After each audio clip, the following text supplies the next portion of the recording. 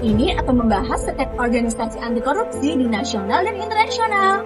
Tapi sebelum jauh-jauh bahas terkait organisasi anti korupsi, kita mulai dari hal yang paling dasar dulu yuk. Jadi, sebenarnya korupsi itu apa sih? Nah, secara sederhana, korupsi adalah tindakan penyalahgunaan kekuasaan, jabatan, kepercayaan untuk keuntungan pribadi maupun kelompok tertentu. Bentuknya itu bisa seperti suap menyuap, memotong dana bantuan, dan menggunakan uang negara bukan untuk kepentingan masyarakat. Nah, dari pengertian korupsi tadi, kita jadi lebih mudah untuk mengenali tindakan-tindakan apa saja yang termasuk dalam perilaku koruptif.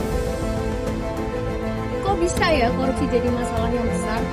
Ya bisa lah, korupsi kan merampas hak rakyat, menghambat pembangunan ekonomi, mengikis kepercayaan publik terhadap pemerintah dan juga instansi, dan menciptakan terjadinya ketidakadilan dan kesenjangan sosial.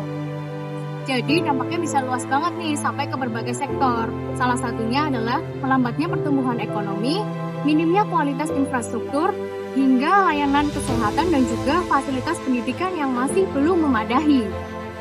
Nah, seperti yang kita tahu nih, bahwa hukum di Indonesia ini masih tergolong lemah dan juga masih belum bisa menegakkan keadilan dengan baik. Banyak para pelaku yang masih bisa lolos dari jeratan hukum. Jadi, hukum di Indonesia masih tergolong tumpul ke atas, tapi tajamnya ke bawah. Korupsi itu bukan cuma pencurian uang negara, tetapi juga upaya sabotase masa depan kita. Inilah kenapa organisasi anti korupsi wajib ada. Pertama, organisasi anti korupsi memastikan uang pajak kembali ke rakyat dalam bentuk fasilitas umum yang layak, seperti jalanan mulus, sekolah yang murah, rumah sakit yang layak, bukan malah menguap ke kantong pribadi. Kedua, mereka juga bertugas sebagai wasit untuk mengawasi kekuasaan agar pejabat gak sewenang-wenang dan tetap bekerja dengan jujur. Itu organisasi anti korupsi juga berperan besar dalam mengubah mindset kita. Dari yang dulu kita menganggap suap sebagai uang pelicin yang lumrah, sekarang kita jadi paham kalau hal tersebut adalah hal yang salah dan perlu kita lawan. Intinya di level nasional maupun internasional, mereka menjaga sistem ekonomi agar tetap adil dan sehat bagi siapa saja. Kalau bersih, investor percaya, tentunya lapangan pekerjaan pun makin banyak dong. Melawan korupsi itu nggak bisa sendirian, kita butuh kolaborasi dan juga organisasi sebagai wadah. Nah, sekarang yuk kita mulai mengenal apa aja organisasi gerakan anti korupsi di tingkat nasional maupun internasional. Pernah nggak sih kalian dengar berita soal pejabat yang tiba-tiba pakai rompi oranye lalu dibawa pakai mobil tahanan? Nah, faktor utama di balik penangkapan itu biasanya adalah KPK. Tapi kalian beneran tahu nggak sih KPK itu apa? Dulu setelah era reformasi 1998, Indonesia memiliki misi besar buat bersih-bersih dari KKN. Apa sih itu KKN? KKN sekarang dari korupsi, kolusi, dan nepotisme. Saat itu, lembaga negara hukum yang ada dianggap belum maksimal mengatasi kasus korupsi yang sudah mendarah daging. Akhirnya pada tahun 2002 lahirlah KPK sebagai pasukan khusus atau trigger mekanisme. Tujuannya cuma satu, jadi pemicu pemberantasan korupsi di Indonesia agar lebih berani, independen, dan nggak bisa disetir oleh siapapun. Jadi gini, KPK atau Komisi Pemberantasan Korupsi itu sifatnya independen. Mereka nggak boleh disetir oleh siapapun saat lagi tugas. Tugasnya apa? Ya jelas, berantas korupsi sampai ke akar-akarnya. Bayangin aja, uang yang seharusnya buat bangun sekolah dan benerin jalan yang rusak malah diambil buat beli mobil mewah sama oknum yang tidak bertanggung jawab. Itulah KPK turun tangan. KPK itu nggak cuma model gerbek doang loh, mereka punya 3 senjata utama atau yang sering disebut strategi pusulan. Yang pertama yaitu pendidikan.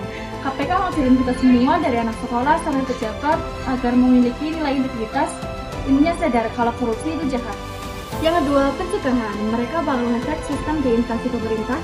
Kalau ada celah untuk korupsi, langsung ditutup pintu. Lalu yang terakhir ada penindakan. Nah, ini nih yang sering masuk TV.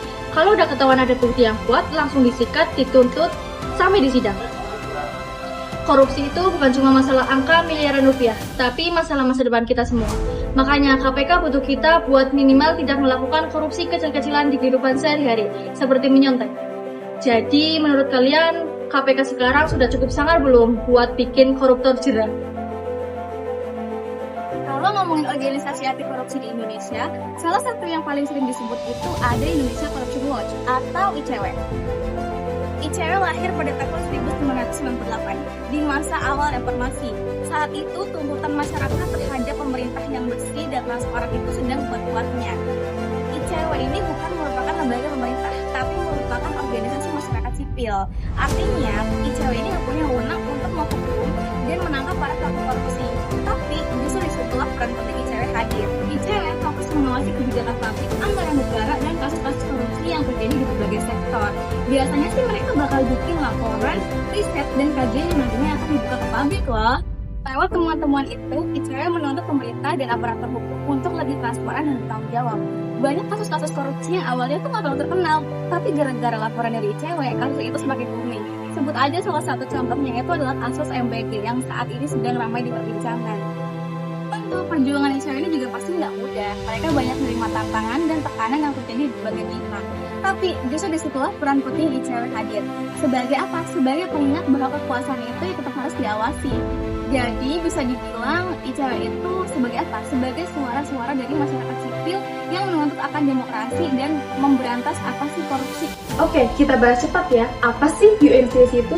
UNCSC merupakan konvensi PBB melawan anti korupsi. Perjanjian global yang ditandatangani hampir seluruh negara di dunia untuk melawan anti korupsi. Lalu, apa sih kewajiban negara yang mengikuti UNCSC? Ada dua hal yang negara wajib atur. Yang pertama, adanya pencegahan dan hukuman. Negara harus memiliki sistem pencegahan yang kuat dan menghukum pelaku korupsi sesuai dengan standar internasional. Jadi, pelaku tidak akan seenaknya lagi. Yang kedua, kembalikan aset. Ini yang krusial. UNCSC mewajibkan negara untuk saling bantu-membantu mengembalikan hasil korupsi yang telah disembunyikan oleh luar negeri. Uang rakyat harus kembali ke kas negara. Gimana? Jadi paham kan? Intinya UNCSC itu semacam kontrak internasional yang bisa dibilang hai koruptor, siap-siap bangkrut dan masuk penjara. Uang rakyat akan kita cari dan kita kejar sampai ke lubang semut. Yuk terus awasi super power ini biar berjalan dengan maksimal. Pernah gak sih kepikiran ada sekolah buat para pejuang anti korupsi? Nah, ternyata adalah organisasi yang dedikated banget buat melawan korupsi secara global. Namanya IACA. Yuk kita bahas bareng. Jadi, IACA itu singkatan dari International Anti-Corruption Academy. Kedengarannya kayak sekolah buat para pejuang anti korupsi ya. Dan emang benar, IACA didirikan pada tahun 2011 di Austria. Mereka mendidik dan melatih orang-orang dari seluruh dunia biar makin jago melawan korupsi. Mulai dari pejabat pemerintah, aparat hukum, akademisi, hingga mahasiswa juga bisa ikut programnya. Mereka tugasnya ngapain aja sih? Simpel aja, mereka ngadain pelatihan dan kelas anti korupsi, serta ngebangun kerjasama antar negara buat melawan korupsi bareng-bareng. Kenapa IACA itu penting? Karena korupsi adalah masalah global semua negara. Nggak kenal negara maju atau negara berkembang, semua juga bisa kena. Nah, lewat IACA ini, semua negara bisa belajar standar internasional, saling berbagi pengalaman, serta membangun jaringan profesional buat bareng-bareng nurunin angka korupsi. Jadi, IACA itu kayak pusat belajar dunia buat bikin sistem negara jadi lebih bersih dan juga transparan. Singkatnya, mereka ngebantu dunia biar lebih anti korupsi. Simple, tapi dampaknya besar. Nah, dari pembahasan tadi, kita jadi tahu nih bahwa sudah banyak organisasi yang berperan dalam upaya pemberantasan korupsi, baik di tingkat nasional maupun internasional. Tapi perlu diingat bahwa anti korupsi ini bukan hanya tugas organisasi maupun lembaga saja, tapi ini adalah tanggung jawab kita semua sebagai masyarakat.